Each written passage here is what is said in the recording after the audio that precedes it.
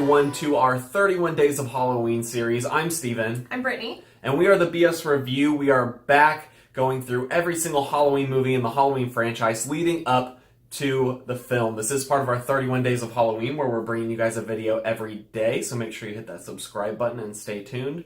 And today we're talking about Halloween Resurrection. This was an interesting one. This follows Michael. We have a little bit of him going after a family member, which we'll talk about, and then we have him returning to the roots of his childhood. He returns to his childhood home, which has been turned into a reality show, like web series thing, where these teenagers are going into this house to be like spooked and survive the night kind of thing, and that's the premise of this movie. So like Brittany described, this plot is a little weird, to say the least. It does kind of take a shift. At the beginning of the movie, I actually quite enjoyed, and then it suddenly shifts and turns into this like reality style thing with a bunch of teenagers, and Michael was attacking them, and it has the classic problem that most other of these Halloween franchise movies has, where it has a very strong beginning and a boring middle/end, depending. But the beginning tends to be what holds the most interest, and then it doesn't hold your interest for the rest of the movie, as it does with the first opening act. Yeah, it seems like this series has been dead set on trying to undermine your expectations. So when you expect something from a movie, and even the beginning leads you to believe this film is going to be a certain type of thing, and it then throws it all in the garbage to take a huge shift into something different. And that something different really didn't work for me. So diving into the characters of this film, we do have Jamie Lee Curtis returning. However, she does have more of a minor cameo role. She was not in it very much. And that's about all I can really say about her without spoiling much. I really enjoyed her performance. I think she continued to play the character well, but she's not a main focus of this film. Which is too bad, because I think out of the entire series, her character, Laurie Strode, continues to be the most interesting character and super underutilized for this film. And I feel a little cheated. By this movie. Which I will say, based on the trailers for the new film coming out, this version of Laurie Strode matched up the best with that, even though the new movie is ignoring all of the sequels. It's still, I was like, ooh, I can see how she's developing into this character that we're going to get this year. So that was interesting. But besides that, her role in this film wasn't much. Because the producers and directors decided, let's ditch Jamie Lee Curtis for the rest of the people in the movie, which are our teens. So there's a bunch of like 20-something-year-old actors pretending to be, I guess they're supposed to be early college. I guess. Something like that. And they'll join part of this show that they go to Michael Myers' house and try to survive. And there's a couple big names in there that are really recognizable nowadays. You got some Tyra Banks. You got Katie Sackhoff. Yeah, there's a couple and quite a few recognizable faces. I think the funniest addition to this film is the guy trying to escape the Disney Channel original movies. I don't know his name. I don't know his name either. He's in Smart House, Luck of the Irish, all those. But super recognizable face. We're like, oh my gosh. And it made it feel like a Disney original. Just a tad. But all of these characters are throwaways. They're super tropey, like your average like horror movie teens and stuff. Yeah, and throughout this film, even some of the death scenes like don't make sense because they weren't included. You have the aftermath, but not the actual death scene, and they're left on the cutting room floor, and that just doesn't make sense to me for a horror film. Like, I get sometimes occasionally you have like the body reveal that you didn't know someone had died, but that wasn't how this like seemed edited together. It just seemed like they couldn't figure out how to storyboard it correctly or insert it without it being a weird flow, so they just took it out. It almost felt like they turned it down to PG-13, but I'm pretty sure it did not. No, I think it's rated R. I think it's still rated R based on there's a couple scenes, but the way other scenes cut away from like deaths and stuff, it makes you feel a little bit like that. And of course, let's talk about Michael Myers. I think that he continues to be very similar to the previous film to this one. The mask is a little goofy.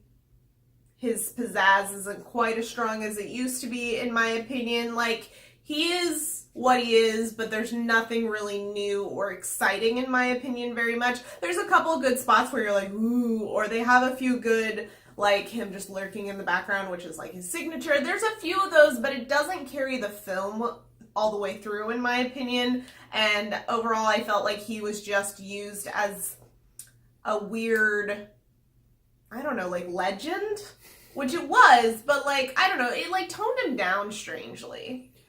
Yeah, and in other ways, it was a little goofy. So they remove his creepiness. For example, in the film, there's a scene where there's like a door in the way, and instead of just turning the doorknob like I feel he has in previous movies, unless it was locked, in which case he would break it down, but he would break it down like with his arm and then open the door, step through. He literally walks through it head first, so and he just blah through it, and you're like, wait, why would this guy just keep walking into the door like, until he breaks through? It was strange. It was goofy, and it was hard to take him seriously sometimes because of that stuff. An interesting aspect of this film and the Michael Myers lore is that he has no genuine motivation in this film. There's a little bit at the beginning, but once we have a shift that we talked about, it doesn't match up with how he's been built in the rest of the franchise and his personal motivations and why he does what he does. None of it makes sense in this film. He's just there to kill people. It doesn't matter. Which I think takes away your investment. It does. By removing his core drive and removing some of the best characters, you're left with people that we don't care about and being killed for reasons we don't care about. I was also waiting like the entire film to have like a twist reveal or something to bring us back to those core motivations. And when that never happened, I was just like, oh, okay. Like they seemed like they were going to set that up. They seemed like they were teasing some pieces here and there, at least to me.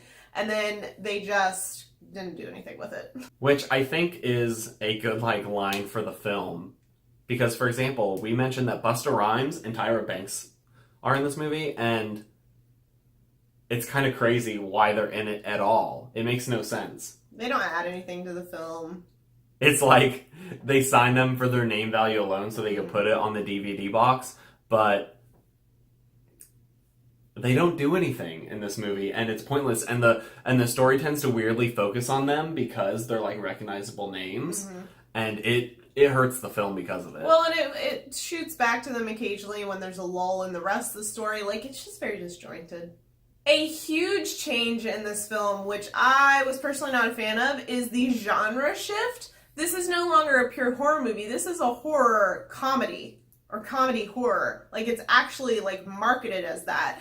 And I felt like they were coming off the tails of, you know, the Scream franchise, because I think like 1 or 2 had come out before this movie, and they're definitely capitalizing on that a bit and trying to use that tone. And I'm like, but you're Halloween. That's Scream.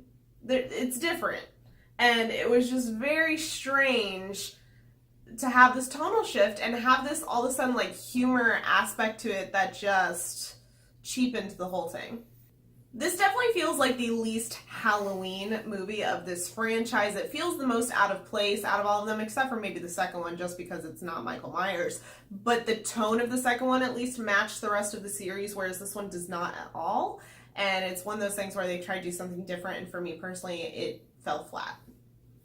I just think after the momentum that H2O built up with kind of a return to form with classic Jamie Lee Curtis having a more typical structure for the Halloween films, his original motivation back in the film, it felt better paced. Everything felt like a return to form, and I was hoping once I saw on the IMDb page that Jamie Lee Curtis was in this one that it would continue that momentum and we get another decent movie out of it. But I can see why this franchise fizzled out at this point for a while based on how bad this movie was. Well, and I believe this is the final of this line of Halloween movies. There are 2 more films for us to review before the new one comes out, but those are hard reboots from what I understand. Yes, Rob Zombie came in and filmed 2 completely separate movies. So this is closing out this storyline, this current run, and it was a really disappointing one to end on. Of course, we're going to have the new movie, which is going to be a direct sequel from the first one, ignoring all of the other sequels. So that'll be interesting to see. So it's not really a reboot, it's a continuation, but not of this movie that we're reviewing right now.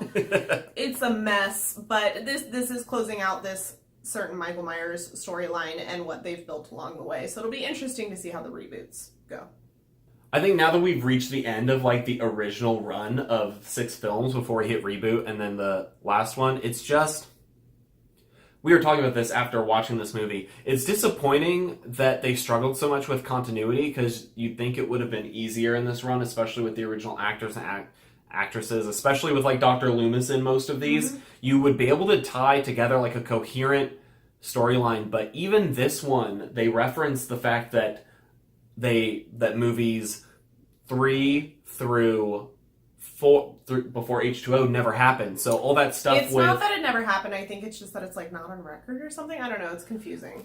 But the movie itself recognizes that those ones in the middle, we're going to pretend that they didn't exist for everything that happens in this movie. And it's just odd to me that they continually ignore the continuity between different films, which I understand why. They're a little messy. And especially in this one, because there is a certain continuity continuance at the very beginning of the film, but then later in the film it contradicts that continuity. It's very strange. It's wild, but a little disappointing now. The 6, I was hoping or expecting that they tie together a little more, because even the Friday the 13th, like, they still tie back to each other, even though they're really bad. I haven't seen those. Let us know if you want us to review all the Friday the 13th. I don't know how many there are.